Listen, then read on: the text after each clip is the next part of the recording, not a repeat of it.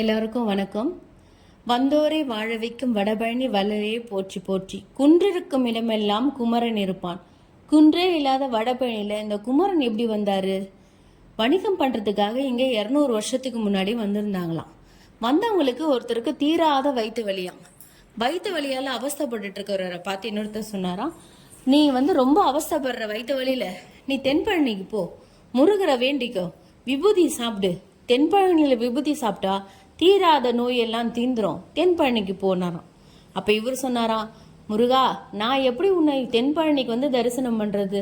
நான் இந்த வயிறு வலியால என்னால ஒரு நிமிஷம் கூட, ஒரு செகண்ட் கூட என்னால நகரவே முடியலையே, எனக்கு இவ்வளோ கஷ்டமா இருக்குது, நான் எப்படி முருகா உன்னை தரிசனம் பண்றதுன்னு அழுத்திட்டே படுத்து தூங்கிட்டாராம்.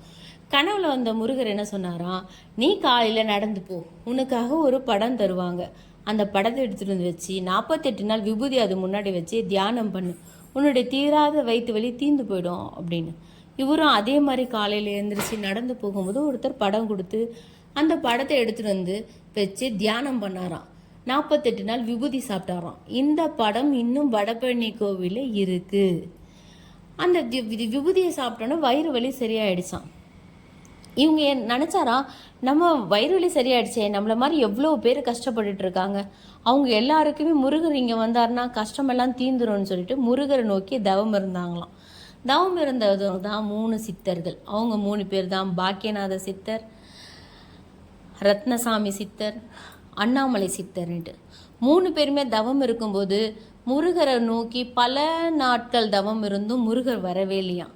அப்போ முருகா முருகான்னு நான் கூப்பிட்டு நீ வரலாத போது, நான் கூப்பிட்டு நீ வராத இந்த நாக்கு எனக்கு எதுக்கு அப்படின்னு 2 பேரும் அந்த நாக்கை அப்படியே இழுத்து வெளியே போட்டாங்களாம்.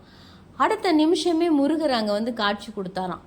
அப்போது தென்பழனிலேருந்து வடபழனிக்கு முருகர் வந்தாருன்னா இவருக்கு எவ்வளோ கால் வலிக்கும் அச்சோ அப்படின்ட்டு உடனே அந்த சித்தர் என்ன பண்ணாராம், தன்னுடைய தொடையில் இருக்க சதையை அறுத்து முருகருக்கு பாத அணியாக கொடுத்தாராம்.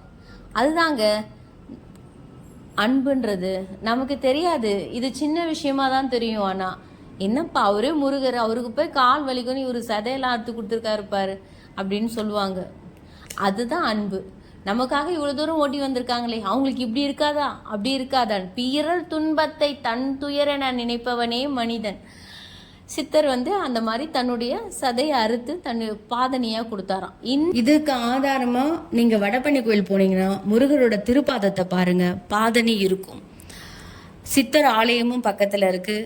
முருகரை வணங்கி அவரோட அருள் பெறுங்க, சித்தரை வணங்கி அவரோட அருள் பெறுங்க.